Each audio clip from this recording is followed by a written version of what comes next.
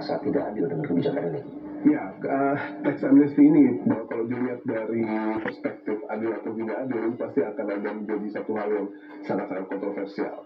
Karena di satu sisi, kalau kita lihat apa yang akan terjadi pada kelas menengah ke bawah, di mana kita juga nanti 2025 akan mendapatkan sebuah kebijakan di mana PPN akan naik 1% dari 11% menjadi 12%. Sama lagi di negara. Ya, dan itu akan mengungkit ya, akan meningkatkan potensi di mana daya beli publik kita akan melemah. Jadi kalau misalnya daya beli melemah, orang tidak belanja banyak seperti yang biasa, mereka akan lebih menyimpan uangnya untuk hari-hari mendatang. Itu akan membuat dan berdampak pada penurunan pertumbuhan dan geliat ekonomi kita akan turun. Sementara buat orang-orang yang kaya, karena orang yang punya aset banyak ini kan rata-rata orang-orang yang kita bisa sebut golongan menengah ke atas ya, akan mendapatkan tax amnesty di mana korporasi besar ya. Betul.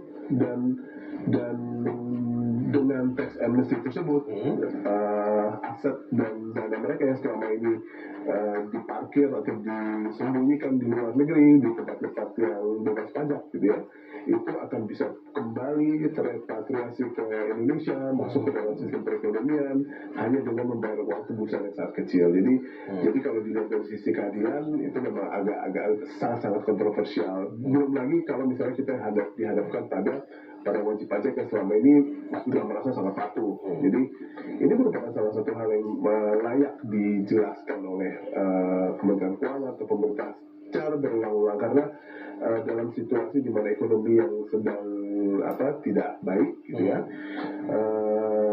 penjelasan dan kepahaman publik terhadap kebijakan ini harus dipastikan bahwa semua setuju, semua paham. Karena sekarang kalau misalnya pihak pengusaha saja sudah berteriak agar tolong ditunda karena waktunya belum pas, ini saya pikir merupakan salah satu hal yang memang harus sangat-sangat dipertimbangkan oleh pemerintah untuk benar-benar ditunda. Oke, apakah ini terutama soal timing atau momentum, nanti kita akan bahas lebih lanjut.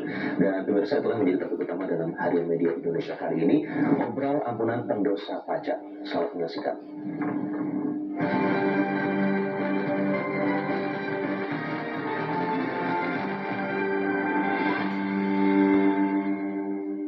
Obral ampunan pendosa pajak.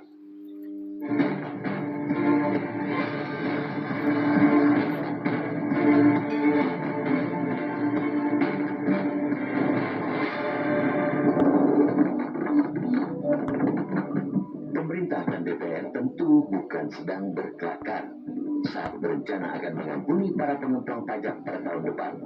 Dua lembaga yang ditugaskan mengurus negara itu justru tengah serius untuk mencari sumber-sumber pendanaan belanja negara. Salah satunya dengan mengampuni para pendosa pajak yang seringkali dari kelompok orang kaya dan korporasi besar.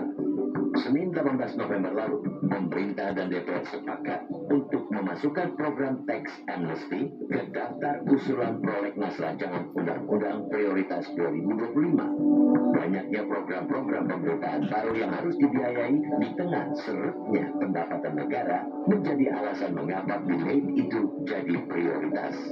Harapannya, tanpa sanksi hukum yang akan dijamin oleh program itu, dapat mendorong pengemplang pajak secara sukarela melaporkan kekayaan mereka dan kemudian membayar pajak mereka. Bagi masyarakat luas yang didominasi kelas menengah ke bawah, program itu tentu memantik kemarahan. Keadilan yang menjadi prinsip tertinggi di muka bumi ini tercederai oleh kebijakan diampuninya para wajib pajak yang tidak patuh itu. Memang, program itu jadi cara yang paling mudah bagi negara untuk mendapatkan pemasukan, tapi dengan cara yang mengganggu prinsip kepatuhan dan keadilan bagi sebagian besar rakyat. Untuk apa bersusah payah membuat undang-undang perpajakan dengan beragam sanksi jika di kemudian hari mengobral ampunan bagi pelanggarnya? Ini sama saja dengan membenarkan lelucon klasik bahwa aturan dibuat memang untuk dilanggar. Program obral ampunan itu jelas menunjukkan negara menyerah terhadap pengemplang pajak. Bendera putih dikibarkan, karpet merah pun dibentangkan oleh negara. Tentu saja hal itu akan menurunkan kredibilitas negara. Masyarakat tak akan percaya lagi negara mampu menjamin kesamaan kedudukan di hadapan hukum dan pemerintahan. Taatnya masyarakat membayar pajak diapresiasi dengan bebasnya pengemplang pajak. Lebih mengkhawatirkan lagi, kelakuan para pengemplang pajak itu akan diikuti masyarakat luas. Karena untuk apa bayar pajak jika suatu saat nanti para pelanggar pajak bakal dimaafkan oleh negara? Pengampunan pajak bagi orang-orang yang selama ini menyembunyikan nilai harta kekayaan mereka juga terasa menyakitkan hati. Kebijakan itu akan dijalankan di tengah rencana pemerintah tetap menaikkan PPN jadi 12% mulai awal tahun depan. Di sini rasa keadilan digugat. Di saat masyarakat luas dituntut bayar pajak yang semakin berat, orang kaya justru sedang menikmati tax amnesty dari negara. Terlebih, naiknya PPN itu hendak dilakukan di tengah kemampuan daya beli masyarakat menengah ke bawah yang kian pas-pasan.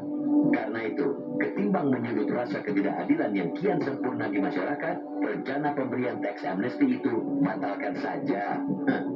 Apalagi saat Joko Widodo memimpin, sudah 2 kali negara menggelar program tax amnesty, yakni pada 2016 dan 2021. Jika program itu kembali dilanjutkan pada 2025, sulit dibayangkan nasib kewibawaan negara ini. Memang hasil pajak yang diraup negara cukup lumayan dari program itu. Dari program yang digelar pada 2016 dan 2017, negara meraup pajak 114 triliun rupiah.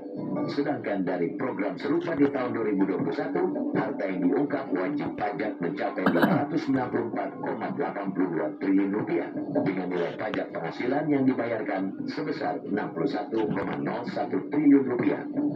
Namun hasil itu didapat dengan melukai rasa keadilan masyarakat. Sebagian besar publik berharap bahwa negara tidak boleh takluk oleh mereka yang memiliki kekuatan uang. Bila negara takluk, ia akan terjerumus dalam kendali segelintir orang. Memberikan ampunan pajak secara bertubi-tubi mengindikasikan negara lembek. Masih banyak cara yang bisa negara lakukan untuk memaksimalkan pendapatan negara dari pajak, dimulai dari peningkatan kesadaran